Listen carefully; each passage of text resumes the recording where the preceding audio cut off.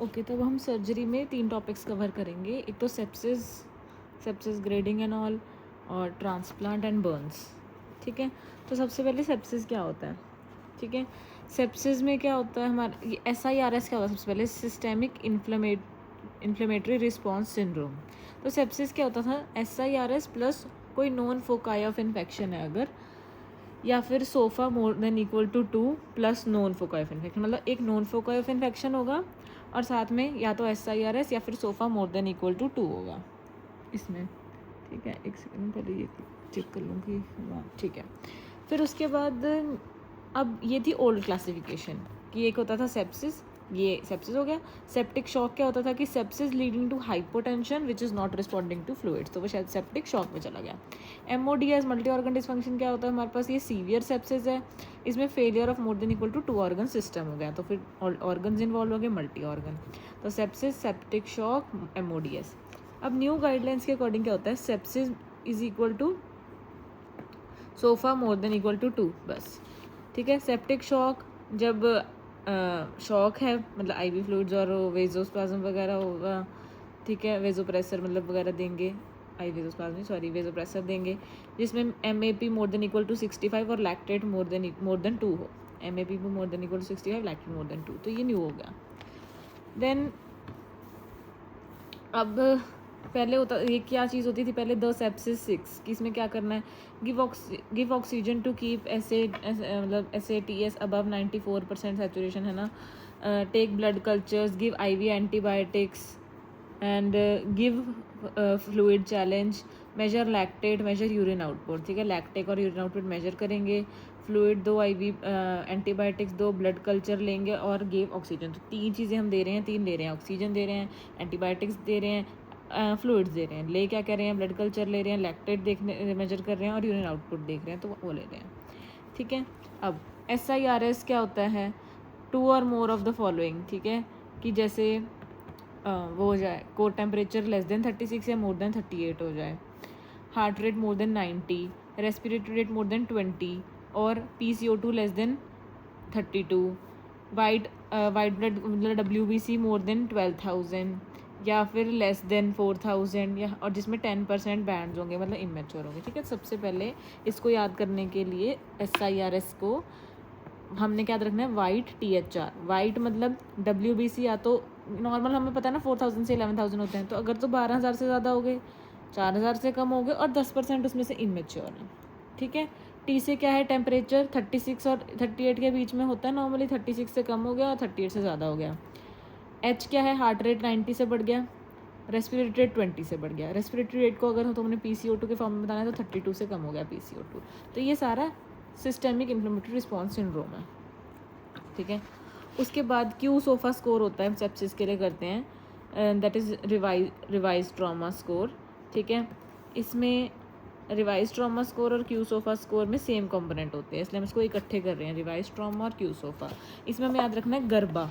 ठीक है, गर्बा क्या होता है? GCS, R से रेस्पिरेटरी रेट, B से BP। तो GCS अगर 15 से कम है मतलब ऑल्टर्ड मेंटल स्टेटस है, रेस्पिरेटरी रेट अगर 22 से ज़्यादा है टेकिपनिया है, और BP अगर 100 से कम है हाइपोटेंशन है। तो BP अगर 100 से कम हो गया, रेस्पिरेटरी 22 से बढ़ गया और GCS 15 से कम हो गया। ठीक है, तो ये इसके कंपोनेंट्स हो गए। देन ये अब हमारे पास आ गए शॉक। ठीक है, अब हमें क्या करना है, याद रखना है कि जब कार्डियोजेनिक शॉक होता है, ठीक है, कार्डियोजेनिक शॉक में क्या है? कार्डियोजेनिक और ऑब्स्ट्रक्टिव जो है इनकी सेम पिक्चर होती है। कार्डियोजेनिक शॉक में कार्डिक आउटपुट कम हो जाएगी। ठीक है, कार्डिक आउटपुट कम है और सिस्टेमिक वैस्कुलर रेजिस्टेंस ज़्यादा हो जाएगी। देखो हमेशा याद रखना है कि ये दोनों अपोजिट चलेंगे। ठीक है, तो कार्डियोजेनिक शॉक में कार्डिक आउटपुट कम होगी तो सिस्टेमिक वैस्कुलर रेजिस्टेंस बढ़ गई। ठीक है, और JVP अब क्योंकि इसके वो कम है, मतलब इसमें रेजिस्टेंस ज़्यादा है, वो बैक जाएगा, तो इसलिए CVP JVP को रिप्रेजेंट करती है, तो ये बढ़ जाएगी, गोज बैक। ठीक है, पीछे जाएगी JVP की तरफ। देन ऑब्स्ट्रक्टिव शॉक में सेम पिक्चर क्यों है? उसमें क्या ऑब्स्ट्रक्टिव शॉक किस किस में हो सकता है? कार्डियक टैम्पोनेंट में और टेंशन न्यूमोथोरैक्स में। ठीक है, तो ऑब्स्ट्रक्टिव शॉक में क्या होगा कि ऑब्स्ट्रक्शन हो रखी है तो तब भी सेम चीज़ की कार्डियक आउटपुट कम हो जाएगी, उसकी वजह से SVR बढ़ जाएगा और वो बैक हो जाएगा तो JVP भी बढ़ जाएगा। ठीक है, तो दोनों की सेम पिक्चर होगी। अब हाइपोवोलेमिक शॉक में वॉल्यूम कम होने की वजह से कार्डियक आउटपुट कम हो गई और सिस्टेमिक वैस्कुलर रेजिस्टेंस बढ़ गई, पर अब वो बैक भी नहीं जाएगा क्योंकि कोई फ्लूइड ही नहीं है बैक जाने के लिए। तो इनमें ऐसे डिफ्रेंशिएट करते हैं कि हाइपोवोलेमिक में ये CVP या JVP जो है ये भी कम हो रहा है और बाकी दोनों में बढ़ रहा है। डिस्ट्रीब्यूटिव शॉक में क्या है, इसमें ये आता है जैसे कि सेप्टिक, ये है हाइपरडायनेमिक सेप्टिक शॉक, हाइपरडायनेमिक शॉक है। इसमें कार्डियक आउटपुट बढ़ेगा, सिस्टेमिक वैस्कुलर रेजिस्टेंस कम हो जाएगी। ठीक है, तो इसमें आउटपुट बहुत ज़्यादा है, डिस्ट्रीब्यूट हो रहा है। ठीक है, और क्योंकि ये ज़्यादा डिस्ट्रीब्यूट हो रहा है तो CVP जो है वो कम है। न्यूरोजेनिक शॉक, स्पाइनल शॉक, इसमें क्या होता है, सब कम होता है तो ऑल लो। कार्डियक आउटपुट इसमें यहाँ एक्सेप्शन है। ठीक है, ये दोनों ऑपोजिट भी नहीं है। न्यूरोजेनिक में सीधा याद रखना है कि ऑल लो। ठीक है, इसमें कोई वैस्कुलर टोन ही नहीं है, सब कुछ लो। देन नेक्स्ट, हाइपरडायनामिक स्टेट में shock plus warm extremities plus MVO2 more than 70% is septic shock. ठीक है, शॉक सेप्टिक शॉक में शॉक होगा, वार्म एक्सट्रीमिटीज़ होंगी और MVO2 मोर देन 70% होगा। अब हमारे पास एक होता है शॉक इंडेक्स, एक होता है modified shock index. Shock index में S से है तो ऊपर क्या नहीं, मतलब शॉक इंडेक्स में S है नहीं, पहले तुम याद रखो दोनों में ऊपर हार्ट रेट आएगा। ठीक है, तो उसमें कंफ्यूज नहीं करना, चाहे शॉक इंडेक्स है चाहे मॉडिफाइड शॉक इंडेक्स है, दोनों में ऊपर हार्ट रेट आएगा। शॉक इंडेक्स S से है तो इसके डिनोमिनेटर में क्या आएगा, SBP। Modified shock index M से है तो इसके डिनोमिनेटर में क्या आएगा, MAP। ठीक है, अब सर्वाइविंग सेप्सिस टारगेट क्या होते हैं कि CVP 8 to 12 mmHg हो, MAP मोर देन 65 mmHg हो। ठीक है, MVO2 मोर देन 70% हो, अगर urine output more than 0.5 ml/kg/h हो। ठीक है, वार्म शॉक इसमें से कौन कौन से होते हैं, एक तो anaphylactic shock, neurogenic shock, warm septic shock, ये सब वार्म शॉक्स हैं। ठीक है, उसके बाद best clinical indicator of adequacy of resuscitation is urine output. तो क्लिनिकली अगर देखना है तो यूरिन आउटपुट देख के हम बता सकते हैं रिससिटेशन की सही हो रही है या नहीं। एडल्ट में कितना होता है urine output, more than 0.5 ml/kg/h। Children में डबल होता है, मोर देन 1 ml/kg/h। और इन्फेंट्स में और भी डबल होता है, मोर देन 2 ml/kg/h। ठीक है, तो एडल्ट में 0.5, चिल्ड्रन में 1, इन्फेंट्स में 2। Best indicator to estimate fluid requirement for resuscitation. ठीक है, कितना हमें फ्लूइड चाहिए तो हम CVP देखेंगे, दैट इज JVP कह सकते हो, जिससे हम राइट एट्रियम का प्रेशर देखते हैं। ठीक है, बेस्ट लैब पैरामीटर अगर पूछेंगे टू मॉनिटर टिश्यू परफ्यूजन तो वो क्या है, लैक्टेट या बेस डेफिसिट। ठीक है, for determining the amount of fluid required in shock. अच्छा, तो वो कहते हैं कि वैसे हमने अभी बोला कि बेस्ट क्लिनिकल इंडिकेटर तो वो है फ्लूइड रिक्वायरमेंट के लिए CVP। ठीक है, तो अब इसमें है कि मोस्ट कॉमनली हम CVP यूज़ करते हैं जिसमें हमें राइट हार्ट का प्रेशर पता लगता है, पर अगर हम वो पल्मनरी कैपिलरी वेज प्रेशर देखें, वो लेफ्ट हार्ट के बारे में बताएगा तो वो मोर एक्यूरेट होता है, वो बेस्ट है। पर मोस्ट कॉमन जो हम CVP करते हैं, हम ये स्वान गैन कैथेटर डाल के बार बार नहीं मेजर कर सकते ना, याद है इसको स्वान गैन से करते होते थे, तो ये बार बार नहीं कर सकते। तो मोस्ट कॉमन CVP है, बेस्ट है PCWP। अगर ऑप्शन में है तो फिर आप एक बार सोच लेना क्या पूछ रहे हैं वो। देन सेप्सिस बंडल में क्या है, सेप्सिस बंडल होता है completed with in 3 hours, completed with in 6 hours। 3 hours ये भी ना बदल गया है, ये मैं अभी बताऊंगी इसके बारे में। ठीक है, तो पहले एक बार रीड कर लेते हैं कि इसमें क्या है। Within 3 hours lactate measure कर लो, ब्लड कल्चर ले लो, एंटीबायोटिक दे दो और IV फ्लूइड्स दे दो। कंप्लीटेड विद इन 6 hours में वेजोप्रेसर दे दो ताकि MAP मोर देन 65 रहे। इन परसिस्टेंट आर्टीरियल हाइपोटेंशन तो MVO2 मेजर करो और री मेजर करो लैक्टेट। ठीक है, उसके बाद ट्रिस क्या होता है, एक चीज़ trauma injury severity score. TRISS में क्या है, IRM में, ट्रिस में IRM में होता है। RTS MOA age of patient, injury severity score. तो मुझे थोड़ा सा ये नॉट इम्पॉर्टेंट ही लग रहा है, बट चलो, TRISS is IRMA, RTS MOA और एज इंजरी ये छोड़ो। अब हमने क्योंकि इसमें सेप्सिस के बारे में बात कर ली, अब हमें इसके बारे में न्यू सेप्सिस गाइडलाइंस जो उसके बारे में पता होना चाहिए। ठीक है, तो हम न्यू सेप्सिस जो इन्होंने 2026 में अपडेट किया, अब हम वो पढ़ेंगे। Okay, so new sepsis guidelines surviving sepsis 2026। अब बेसिकली हमें बताना चाहिए क्या क्या पहले ओल्ड गाइडलाइंस 2021 की है, न्यू गाइडलाइंस 2026 की हैं, तो क्या चेंजेस हुए हैं हमें पहले वो बताना चाहिए, ठीक है। पहले क्या होता था, एक स्टैंडर्ड बता दिया कि भाई ये करना है, तो वो एक प्रोटोकॉल ड्रिवन था, मतलब ऐसा प्रोटोकॉल है, यही करते हैं। अब इन्होंने ओवरऑल अप्रोच चेंज करके बना दी कि तुम पेशेंट के हिसाब से करो, ठीक है। वो अडेप्टिव होनी चाहिए और पेशेंट सेंटर्ड केयर होनी चाहिए। तो स्टैंडर्डाइज्ड केयर पाथवे से अब पेशेंट सेंटर्ड केयर है।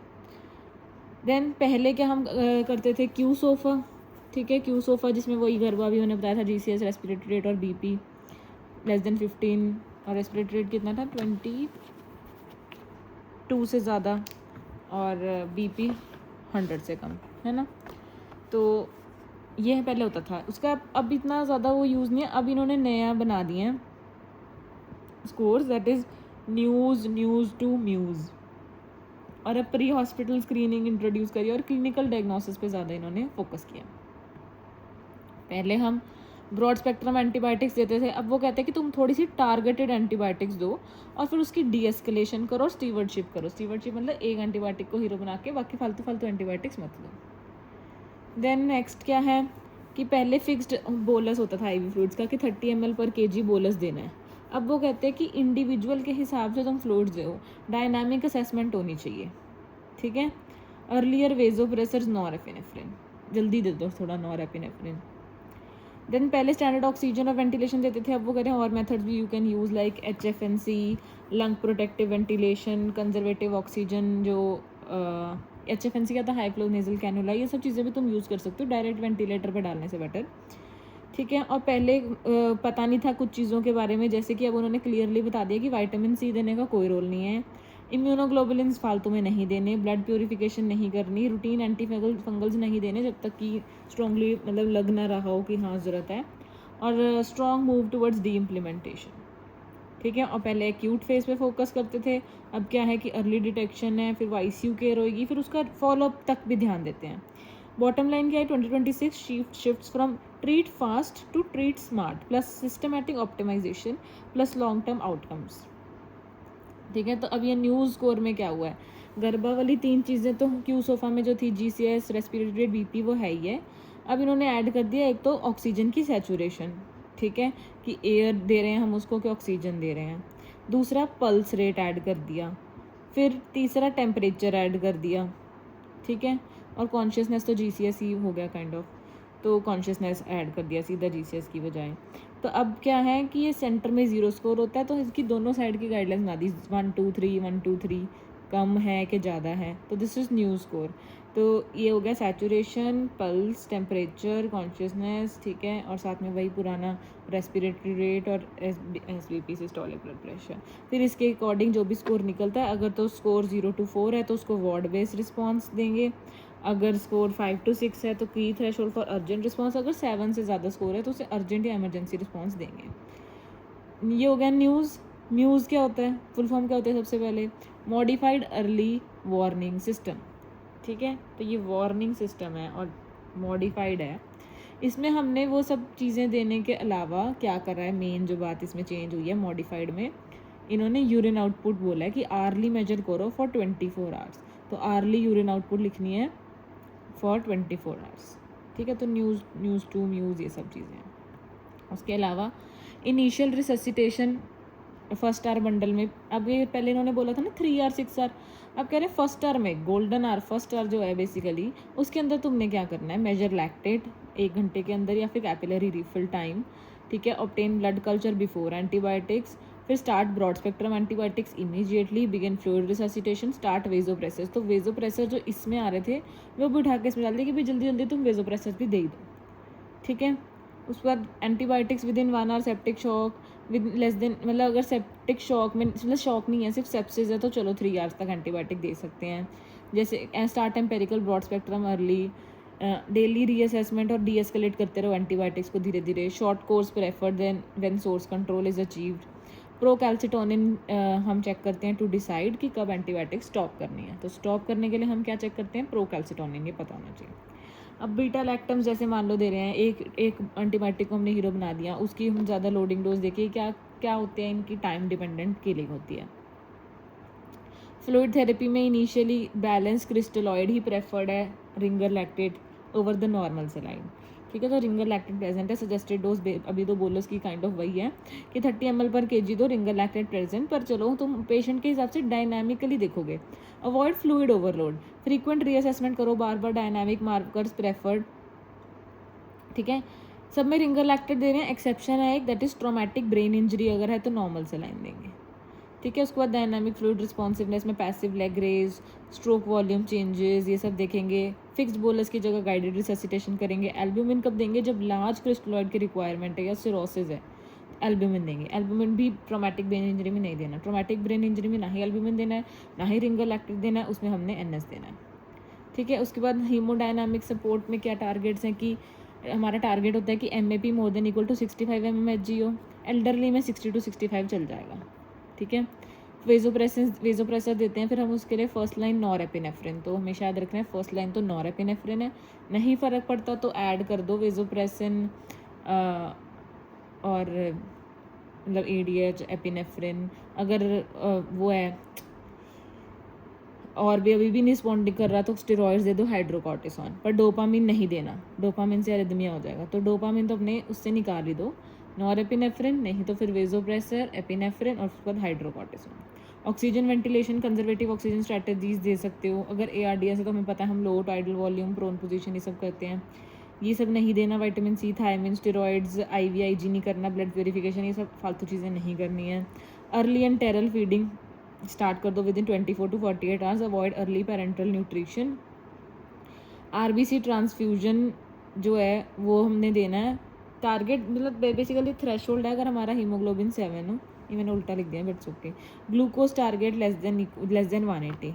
ठीक है, तो हमें ग्लूकोज को 180 से कम ग्लूकोज देना है। अगर 180 से, एक सेकेंड मैं ये कर दूँ सही, लेस देन 180, लेस देन, ओहो मैं फिर उल्टा लिख रही हूँ, दोबारा हीमोग्लोबिन लेस देन 7 का थ्रेशोल्ड है और ग्लूकोज लेस देन 180 का थ्रेशोल्ड है।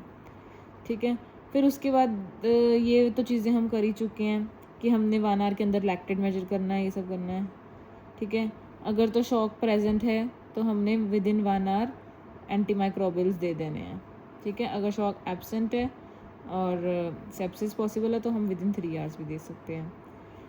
चिल्ड्रन में क्या कर रहे हैं,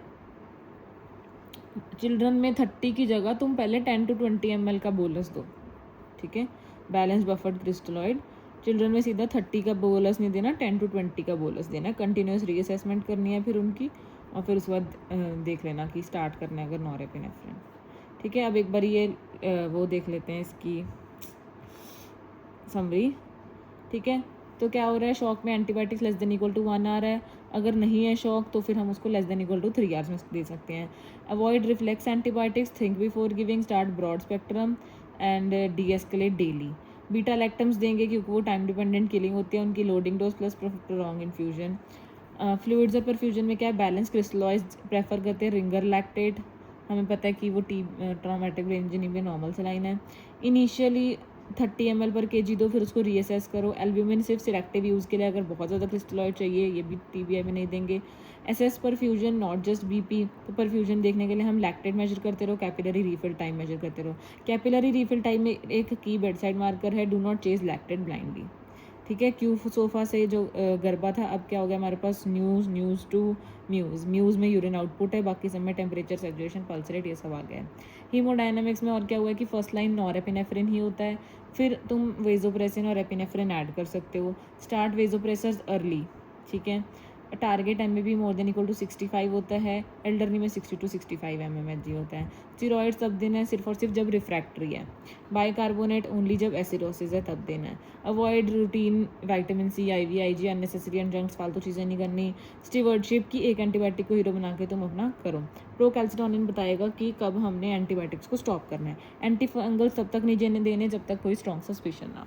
ठीक है, तो ये था हमारे पास सेप्सिस की ग्रेडिंग। अब हम नेक्स्ट क्या करेंगे, बर्न्स। ट्रॉमा हम कर चुके हैं पिछली वीडियो में, so we will start with burns. या फिर मैं चलो पहले बर्न्स ही करा देती हूँ। ठीक है, बर्न्स क्या होती है, फर्स्ट हमें पता है बर्न्स डिग्री होती है। ठीक है, फर्स्ट डिग्री, सेकेंड डिग्री और third degree Burns.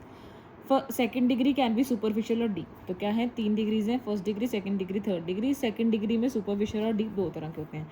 First degree में सिर्फ एपिडर्मिस इन्वॉल्व होगा, इसमें कुछ नहीं होगा, सिर्फ एरिथमा है, ब्लांचेस विद प्रेशर, इसकी सेंसेशन बिल्कुल इंटैक्ट होती है और थोड़ी माइल्ड टू मॉडरेट पेन होगी, बट इट्स ओके। उसको ओपन रखना है, हमने खुला छोड़ना है, 3 to 6 डेज में विदाउट स्कारिंग वो हील कर जाएगा।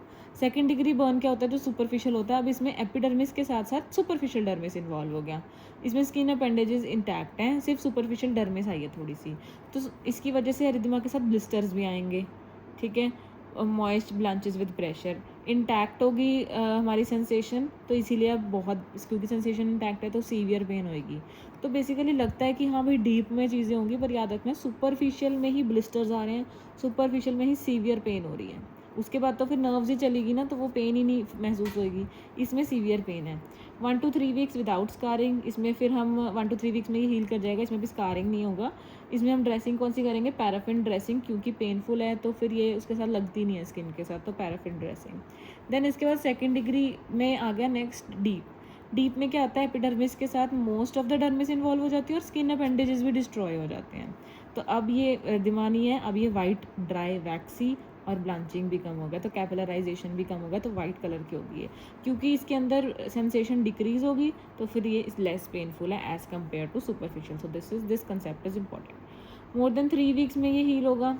अभी तक ये तो कुछ 3 to 6 डेज में ही हो रहा था, ये 1 to मतलब बेसिकली 1 हफ्ते में हील हो रहा था, ये 3 हफ्ते में हील हो रहा है, ये 3 हफ्ते से भी ज़्यादा लगा रहा है। और ये हील होगा with scar and with contracture, keloids भी बन सकते हैं। इसमें हम कौन सी ड्रेसिंग करते हैं, इसमें पैराफिन की थी, अब इसमें कर रहे हैं हम हाइड्रोकोलाइड या collagen dressing to retain moisture, ताकि मॉइस्चर बना रहे, तो ये वाली इसलिए करते हैं। और एक्सीजन और ग्राफ्टिंग भी इसमें कर सकते हैं। थर्ड डिग्री बर्न क्या होगा, जिसमें सारा का सारा डर्मिस सब चला गया, एपिडर्मिस, डर्मिस, स्किन अपेंडेजेस सब चला गया। इसमें सिर्फ थोड़ा सा डर्मिस गया था, इसमें मोस्ट ऑफ द डर्मिस गया, इसमें सारा ही चला गया, ठीक है। तो ये वाइट, चार्ट, ड्राई, लेदरी, ये तो बिल्कुल ब्लांच नहीं करेगा, और क्योंकि इसके अंदर तो सारी सेंसेशन चली ही गई, this is anaesthetic and non painful. It does not heal, ना ही ये हील करेगा। इसमें स्कारिंग और कॉन्ट्रैक्चर्स बहुत ज़्यादा हैं, एस्चारोटमी करनी पड़ सकती है, एक्सीजन और ड्रेनेज, ठीक है। एस्चारोटमी कब करेंगे, इनक्लोज्ड सर्कमफ्रेंशियल बर्न्स, जैसे कि टॉर्सो में, ठीक है, जब पूरे सर्कमफ्रेंस में बर्न हो जाए तब एस्चारोटमी करते हैं। कंपार्टमेंट सिंड्रोम भी हो सकता है, डीप फेशिया कट, और फिर कंपार्टमेंट सिंड्रोम की वजह से डीप फेशिया को कट करेंगे और मसल्स को रिलीज़ करेंगे। देन एक्सीजन एंड ग्राफ्टिंग, ठीक है, STSG। उसके बाद most common cause of death क्या होता है बर्न्स में, इमीडिएटली तो एस्फिक्सिया की वजह से होता है, ठीक है। It is not due to कि स्किन बर्न होगी, it is due to asphyxia, ठीक है, more than neurogenic shock. Early अगर हो जाए तो that is due to hypovolaemic shock, क्योंकि फ्लूइड्स कम हो गए बर्निंग की वजह से। तो अर्ली पूछा है तो हाइपोवोलेमिक, पर अगर इमीडिएट पूछा है तो एस्फिक्सिया की वजह से होता है। लेट एंड ओवरऑल सेप्सिस की वजह से होगा। ऑर्गेनिज्म हमें पता है क्या होता है, सूडोमोनास, ठीक है। अगर एयरवे इंजरी होती है, ठीक है, एयरवे इंजरी में क्या हो रहा है कि अगर मान लो बर्न्स हो गए अराउंड द फेस, ब्लिस्टर्स है माउथ में, और होर्सनेस ऑफ वॉइस होगी, मतलब बेसिकली जो एयरवे है उसके अंदर सब चीज़ें हो रही हैं, स्ट्राइडर है, सिंजिंग ऑफ फेशियल और नेजल हेयर है। हमें पता है कि एयरवे की इंजरी है, हम वेट नहीं करेंगे कि कब उसकी लेरिंजियल एडिमा होगा या कब उसकी वो कम होएगी, सैचुरेशन कम होएगी। हमें पता है एयरवे इंजरी है, तो उसको हम इलेक्टिव इंट्यूबेट कर देंगे खुद से ही, don't wait for saturation. If difficult या लेरिंजियल एडिमा है पहले से और इंट्यूबेशन में दिक्कत आ रही है, तो हम नीडल थायरॉयडोटमी करेंगे, दैट इज़ फोना, ठीक है, फ्रंट ऑफ नेक एक्सेस जिसे बोलते हैं, ठीक है। तो नीडल क्रिकोथायरॉयडोटमी, पर हमने इसका वेट नहीं करना, हमने क्या कोशिश करनी है कि ये 9 बताए इससे पहले इंट्यूबेट कर दो, क्योंकि ये आने वाली है, पहले से ही पता है हमें। देन IV फ्लूइड में fluid of choice in adult is, हमें पता है रिंगर लैक्टेट। चिल्ड्रन में क्या करेंगे, अभी भी रिंगर लैक्टेट, तो हम इसको ये नहीं सोचना कि एडल्ट में RL है, बच्चों में NS plus dextrose, no, it is Ringer lactate plus 5% dextrose है। कब कैसे देना है इसको टाइम में, ठीक है। तो जैसे ही टाइम ऑफ बर्न से शुरू करना है हमने कैलकुलेट करना, तो पहले 8 घंटे के अंदर हाफ दे देना है, अगले 16 आवर्स के अंदर हाफ देना है। तो उसको जो टोटल फ्लूइड है, मतलब पहले हमने इसको ऐसे निकालना है कि कितना टोटल फ्लूइड दे रहे हैं, और फिर उसके बाद हाफ 8 आवर्स में दे देना, हाफ नेक्स्ट 16 आवर्स में देना, ठीक है। कोलॉइड रिससिटेशन फार्मूला होता है एक कोलॉइड्स का, Muir and Barclay formula. Colloids given after first 12 hours to decrease the risk of oedema, ठीक है। तो इसमें अभी तुम क्रिस्टलाइज दे रहे हैं वगैरह, अगर कोलॉइड देना है तो आफ्टर 12 आवर्स देते हैं ताकि एडीमा ना हो, थोड़ा सा एक्स्ट्रा ही पॉइंट है। ये करना है अब लेटेस्ट ATLS गाइडलाइंस के अकॉर्डिंग हमने कितना फ्लूइड देना है, हमने कब देना है तो दे दिया, बता दिया कि हाफ 8 आवर में, हाफ 16 आवर में, कब कितना देना है। हमें याद रखना है 2, 3, 4। अगर एडल्ट हैं तो 2 ml into the weight into body surface area of Burns, percentage कितना बॉडी सरफेस एरिया बर्न्स हुआ इंटू बंदे का वेट इंटू 2 ml। अगर वो लेस देन 14 ईयर है तो 3 ml into weight into body surface area of Burns. अगर electrical injury हुई है तो 4 ml into weight into body surface. तो वेट और बॉडी सरफेस एरिया सही है, सेम है, पर अगर एडल्ट है तो 2 ml से मल्टीप्लाई करेंगे, लेस देन 14 ईयर्स है 3 ml से, इलेक्ट्रिकल है तो 4 ml से। इलेक्ट्रिकल में 4 इतना ज़्यादा फ्लूइड क्यों दे रहे हैं, क्योंकि there is increase risk of rhabdomyolysis, तो मायोग्लोबिनीमिया हो जाएगा, इंक्रीज रिस्क ऑफ मायोग्लोबिनूरिया की वजह से increase risk of acute tubular necrosis हो सकता है। पहले हम क्या करते थे, पार्कलैंड फॉर्मूला यूज़ करते थे जिसमें वो सब में ही क्या कहता था कि 4 के साथ weight into body surface area multiply कर दो, पर अब ये चेंज हो गया, लेटेस्ट गाइडलाइंस बदल चुकी हैं, क्योंकि इससे क्या रहता था, रिस्क ऑफ हाइपोवोलीमिया रहता था। ठीक है, अब उसके बाद आता है बॉडी सरफेस एरिया कैसे निकालेंगे हम। ठीक है, जो एक्यूरेट मोस्ट एक्यूरेट मेथड तो होता है कि जो चार्ट के अकॉर्डिंग कर लो, लुंड एंड ब्राउडर चार्ट। ठीक है, एंड बर्कलेज चार्ट होता है चिल्ड्रन के लिए। ठीक है, पर हम ये नहीं कैलकुलेट कर सकते, अभी हमारे पास चार्ट नहीं है पेपर में, तो हम किससे करेंगे, rule of 9, Wallace rule of 9 जिसे बोलते हैं। इसमें हमें वैलेस बंदा बनाना है। ठीक है, तो हम क्या करेंगे, हेड, थोरैक्स, एब्डोमेन, दोनों लिम्स, अपर और लोअर और बीच में जेनिटेलिया। ठीक है, तो सब स्टार्ट करते हैं पहले थोरैक्स एब्डोमेन से। ठीक है, 9 + 9 आगे पीछे, थोरैक्स में भी 9 + 9, एब्डोमेन में भी आगे पीछे। अब तो अगर क्वेश्चन में टॉर्सो आएगा ना, तो हमें पता है टॉर्सो क्या होता है, थोरैक्स प्लस एब्डोमेन, तो इसमें हम इसको पूरा ले लेंगे अगर टॉर्सो लिखा हुआ। But otherwise thorax 9 + 9, abdomen 9 + 9, lower limb भी आगे पीछे 9 + 9, इधर दूसरा भी 9 + 9। ठीक है, पर अपर लिम्ब और हेड जो ये ट्राइंगल सा बन रहा है, ठीक है, अपर लिम्ब और हेड ये पूरा 9 पूरा 9 पूरा 9 है, और जेनेटेलिया 1%। ठीक है, तो ये तो याद रखो हमने 11 बार 9 करना ना, 1 2 3 4 5 6 7 8 9 10 11 ताकि 99 हो, और हम 1 ऐड कर दे तो वो 100 बन जाए। पर अब चाइल्ड में क्या फ़र्क होता है, क्योंकि चाइल्ड में ये लिम्ब छोटे हैं और सिर बड़ा है, तो हम क्या करेंगे, इसका लोअर लिम्ब से उठा के इसमें दे देंगे। तो हमने याद रखना है कि उसका सिर डबल है, तो हमने उसको 9 से 18 करना है। अगर हमने इसको 9 से 18 करना है तो हमने यहाँ नीचे से कितना लेना है, 9। ठीक है, तो हमने बेसिकली नीचे हमारे पास जो टोटल था उसमें से 9 लेना है। तो हम क्या कर सकते हैं, अगर इसमें से हमने 9 लेना है तो हम इसे 9 + 9 9 + 9 की जगह 7 + 7 7 + 7 कर देंगे। ठीक है, 9 लेना था तो इसका हमने 18 कर दिया, इसमें 7 + 7 7 + 7 कर दिया, राइट। तो इसमें ना ये फॉर्मूला बनाते वक्त कंफ्यूज नहीं होना कि इसमें टोटल 100 नहीं बन रहा जैसे इसमें बन रहा है। ठीक है, तो अभी इसमें तो इन्होंने जेनेटिव बनाया भी नहीं, तो सीधी बात बस इतना बताना चाहिए कि हेड 18 है, इनको हमने 7 + 7 करके 14 14 कर दिया। ठीक है, तो चाइल्ड में थोड़ा बहुत ऊपर नीचे चलता है। अब हमने क्या करना है, लगाना क्या है उसके ऊपर। ठीक है, क्या लगाना है अगर बोन्स हो जाते हैं, क्या मतलब लगाते हैं, सिल्वर सल्फाडाइजिन लगा सकते हैं, silver nitrate, mafenide acetate, cerium nitrate. Silver तो लगाना ही है क्योंकि सिल्वर वो एक्टिव किसके अगेंस्ट होता है, सूडोमोनास के अगेंस्ट। तो सिल्फर सल्फाडाइजिन जो है it is active against Pseudomonas, पर इसमें दिक्कत क्या है, बट डिक्रीज पेनिट्रेशन। ठीक है, तो ज़्यादा पेनिट्रेशन नहीं है इसकी। सिल्वर नाइट्रेट में again it is active against Pseudomonas, लेकिन ये ब्लैक डिस्कलरेशन कर देता है नाइट्रेट की वजह से। मैफेनाइड एसीटेट में क्या है, अब MA से शुरू हो रहा है तो मतलब ये मेटाबॉलिक एसिडोसिस कर देता है। सीरियम नाइट्रेट, अब ये इंपॉर्टेंट है कि जो सीरियम है वो बंदे की CMI बढ़ा देता है, तो एक बेस्ट ऑप्शन है, इसे हम एल्डरली में दे सकते हैं, पर ऑब्वियसली बेस्ट है तो हर जगह तो यूज़ होता नहीं होगा। तो बस हमने याद करना है silver sulfadiazine, silver nitrate, mafenide acetate, cerium nitrate. Cooling burn, ठीक है, तो हमने जब बर्न हुआ उसे कूल करना है, पर सीधा उसके ऊपर ठंडी ठंडी आइस नहीं डाल देनी, that is not a good idea, because उससे क्या होगा, वेजो कंस्ट्रिक्शन होएगी। तो जैसे एक होती है हमारे पास जैक्सन स्टेजिंग कि बर्न में पहले सेंटर वाले एरिया की कोएगुलेटिव नेक्रोसिस हो जाती है। ठीक है, साइड में स्टेसिस का जोन होता है, एक सेकंड जोन, थर्ड जोन एक हाइपरीमिया होता है जिसमें इंक्रीज परफ्यूजन, इसमें डिक्रीज परफ्यूजन, इसमें इंक्रीज परफ्यूजन।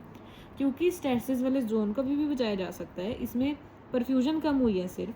अगर हम आइस डाल देंगे यहाँ, वेजो कंस्ट्रिक्शन हो जाएगी, तो ये वाला जोन भी इस जोन के साथ मिल जाएगा और बर्न बढ़ जाएगा, ठीक है। सो आइस नहीं डालनी, vasoconstriction, stasis zone but becomes necrose, stasis zone भी बिकम नेक्रोस।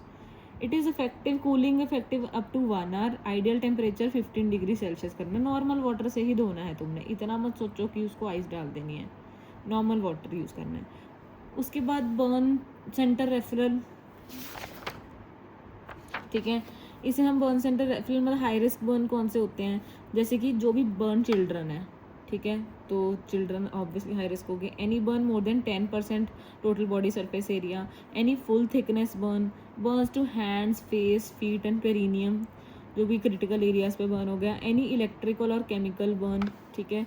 इनहलेशनल इंजरी, जिसमें मैंने बताया था इमीडिएट इंट्यूबेशन करते हैं बिकॉज इसमें लैरिंजियल एडिमा हो सकता है, सूट या फिर सिंज्ड हेयर जब होता है, ठीक है। Burns and concomitant trauma when the burn injury possesses a greatest risk, burn and pre existing medical problems, ठीक है। तो इन सबको हम बर्न सेंटर में भेजेंगे।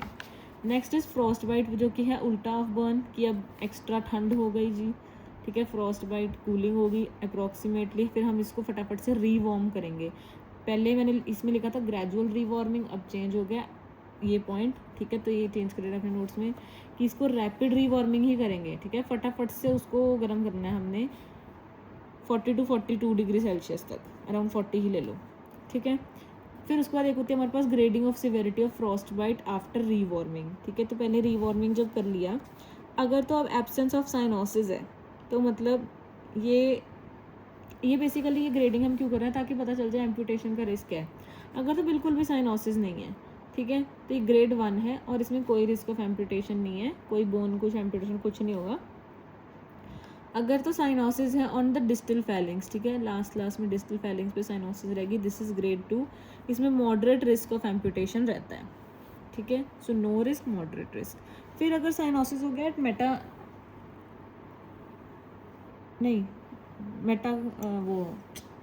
मेटाफेलिंजेस पे, है ना, मेटाकार्पोफेलिंजियल, मेटाफेलिंजियल का मतलब है कि मेटाकार्पल और फेलिंग्स के वहाँ पे जॉइंट पे तक वो आ गया, अगर साइनोसिस आ गया तो ग्रेड 3 है, high risk of amputation.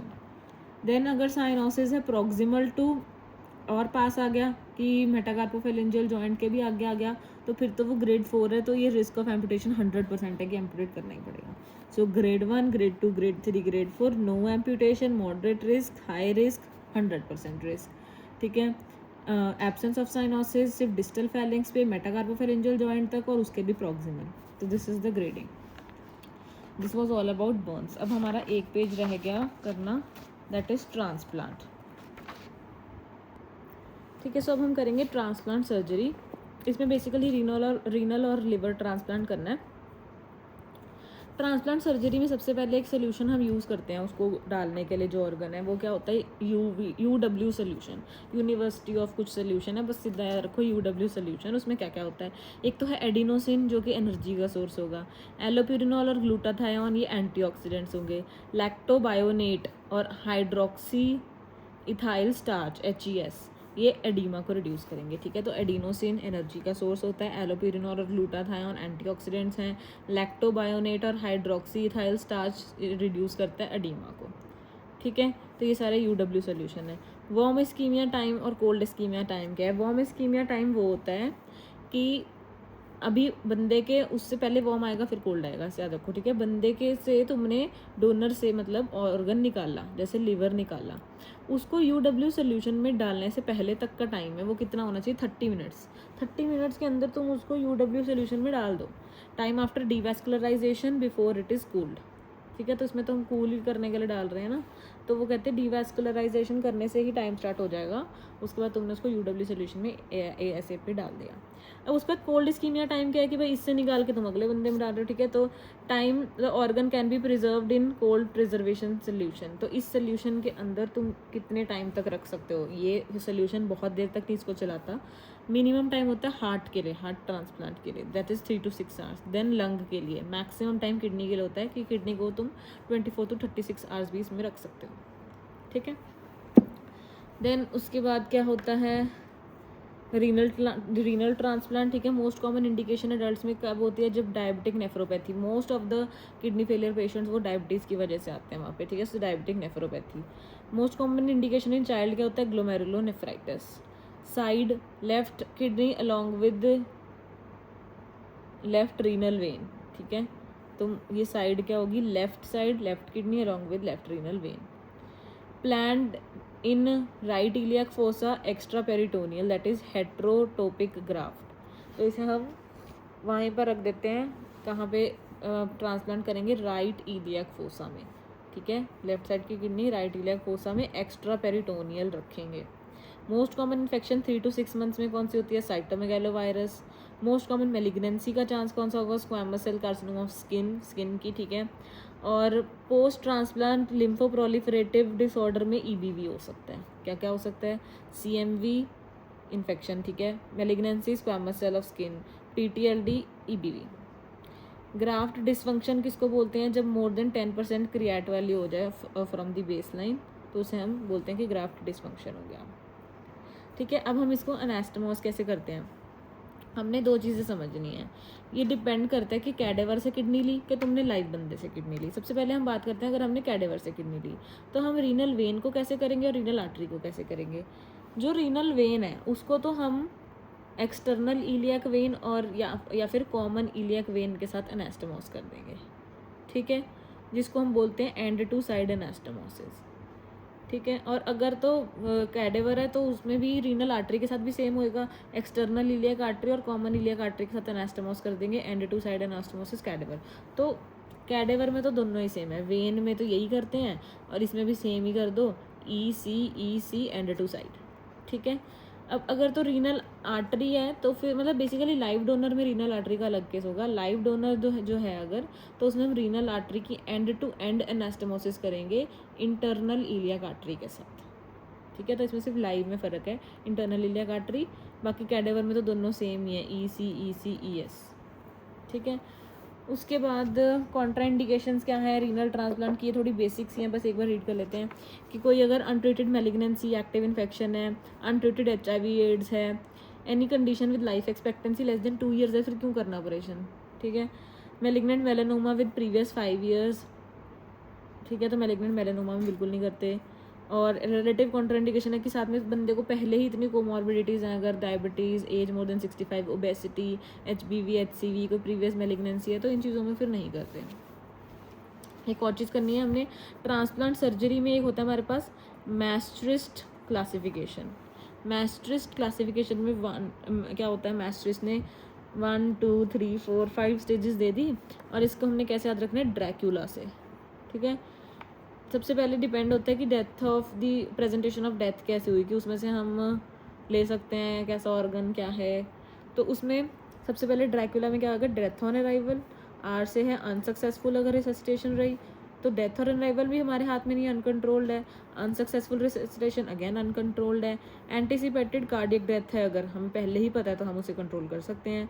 Cardiac arrest in brain dead donor है, तो ब्रेन डेड है तो हम उसके अंदर भी ये कंट्रोल्ड है हमारे हाथ में, ठीक है। अगर अनएक्सपेक्टेड कार्डियक अरेस्ट हो गया हॉस्पिटल में इन पेशेंट, तो फिर वो अनकंट्रोल्ड है, ठीक है। तो ड्रैक्यूला में क्या आ गया, dead on arrival, unsuccessful resuscitation, anticipated death cardiac arrest in brain dead donor, unexpected cardiac arrest in hospital in patient, ठीक है। तो ड्रैक्यूला में ये uncontrol uncontrol control control uncontrol, ठीक है।